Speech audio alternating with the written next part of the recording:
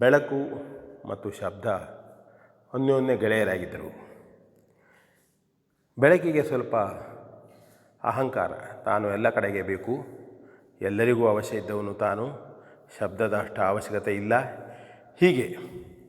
ಆದರೆ ಶಬ್ದ ಅಷ್ಟು ಅಹಂಕಾರ ಪಡುವುದಿಲ್ಲವಾಗಿತ್ತು, ಸ್ವಾಭಿಮಾನ ಇತ್ತು, ತನ್ನಲ್ಲೂ ಒಳ್ಳೆಯ ಗುಣಗಳಿವೆ, ಜಗತ್ತಿಗೆ ಬೇಕು ತಾನು ಹೇಳತಕ್ಕಂಥದ್ದು.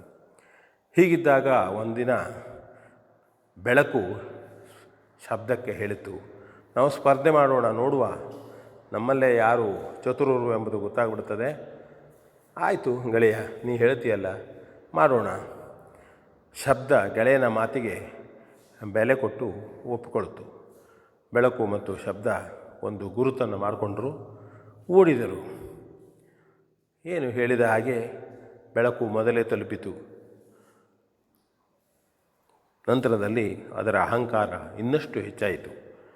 ತಾನು ನೋಡು, ನಿನಗಿಂತ ಎಷ್ಟು ಮೊದಲು ಬಂದು ತಲುಪಿದ್ದೇನೆ, ನನ್ನ ಹೆಚ್ಚುಗಾರಿಕೆ ಗೊತ್ತಾಯ್ತಲ್ಲ ಅಂತ ಶಬ್ದವು ಬೇರೆ ಉತ್ತರ ಕೊಡದೇ ಇದ್ದರೂ ಸಹಿತ ಅದನ್ನು ಸ್ವಲ್ಪ ಟೀಕೆ ಮಾಡತೊಡಗಿತು.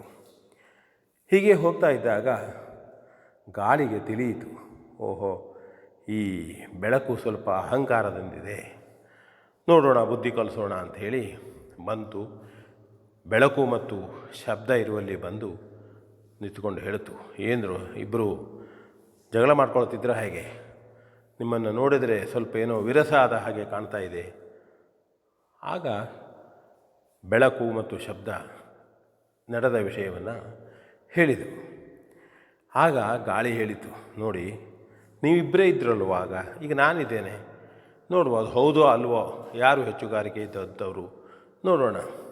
ಅದೋ ನೋಡಿ, ಅಲ್ಲಿ ನಾನು ಒಂದು ಮೊಲವನ್ನು ಕುಳ್ಳಿರಿಸ್ತೇನೆ, ಆ ಮೊಲದವರಿಗೆ ನೀವಿಬ್ಬರು ಓಡಬೇಕು, ಓಡಿ ಯಾರು ಮೊದಲು ತಲುಪುತ್ತಾರೆ ಅವರು ಹೆಚ್ಚುಗಾರಿಕೆ ಇದ್ದಂಥವರು ಪ್ರಥಮ ಎಂಬುದಾಗಿ ಅವರಿಗೆ ಸ್ಪರ್ಧೆಯನ್ನು ಇಟ್ಟಿತು.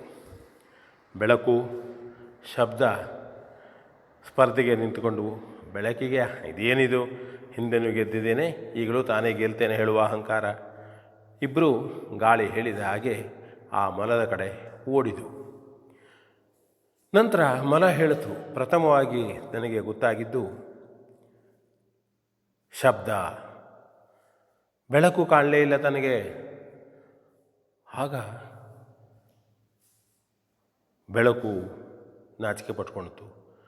ಏನಾಗಿತ್ತಂತಂದರೆ, ಬೆಳಕು ಹೋಗುವ ದಾರಿಯಲ್ಲಿ ದೊಡ್ಡದಾದಂಥ ಒಂದು ಮಾವಿನ ಮರ ಇತ್ತು. ಬೃಹತ್ತಾದಂಥ ಈ ಹಳೆಯ ಮರಗಳೆಲ್ಲ ಇರ್ತವಲ್ಲ, ಹಾಗೆ ಮರ. ಬೆಳಕು ಹೋಗುವಾಗ ಆ ಮರ ತಡೆದದ್ರಿಂದ ಬೆಳಕಿಗೆ ಆ ಕಡೆ ಹೋಗಲಿಕ್ಕಾಗಲಿಲ್ಲ. ಆದರೆ ಶಬ್ದ ಏನಿದ್ರೂ ನೇರವಾಗಿ ಹೋಗಿ ಮರದ ಕಿವಿಗೆ ಬಿತ್ತು.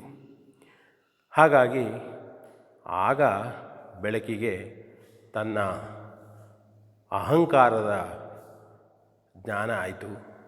ಅದು ಹೇಳಿತು, ಹೌದಪ್ಪ, ಯಾವ ಸಂದರ್ಭದಲ್ಲಿ ಯಾರ ಉಪಯೋಗ ಬರ್ತದೆ ಅಂತ ಹೇಳಲಿಕ್ಕಾಗೋದಿಲ್ಲ, ಎಲ್ಲರಿಗೂ ಅವರದ್ದಾದಂತಹ ಶಕ್ತಿ ಅವರಿಗಿರ್ತದೆ, ಅಹಂಕಾರ ಪಡುವುದು ಸರಿಯಲ್ಲ. ನಾನು ಕಲಿತೆ ಬುದ್ಧಿಯನ್ನು, ಸ್ವಲ್ಪ ಅಹಂಕಾರ ಇತ್ತು ನನಗೆ, ಹಾಗಾಗಿ ತಾನು ಶಬ್ದವನ್ನು ಹೀಯಾಳಿಸುತ್ತಿದ್ದೆ, ಟೀಕಿಸುತ್ತಿದ್ದೆ. ಆದರೆ ಈ ಗೆಳೆಯ ಗಾಳಿ ಬಂದು ನಮಗೆ ಇದರ ಅಹಂಕಾರದ ಸೊಕ್ಕನ್ನು ಹೋಗಲಾಡಿಸಿದ ಅಂಥೇಳಿ ಮತ್ತೆ ಪುನಃ ಅವರು ಇದನ್ನು ಅರ್ಥಕೊಂಡರು. ಯಾರೂ ಅಹಂಕಾರ ಮಾಡಬಾರದು, ಗೌರವ ಪಡಬಾರದು, ಇನ್ನೊಬ್ಬರನ್ನು ಟೀಕಿಸಬಾರದು,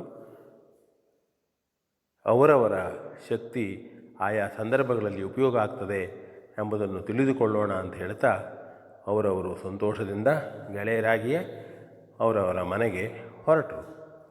ವಿ ಎನ್